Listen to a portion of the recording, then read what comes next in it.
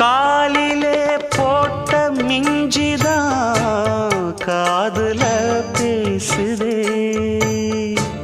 கழுத்துல போட்ட தாலிதான் காவியம் பாடுதே.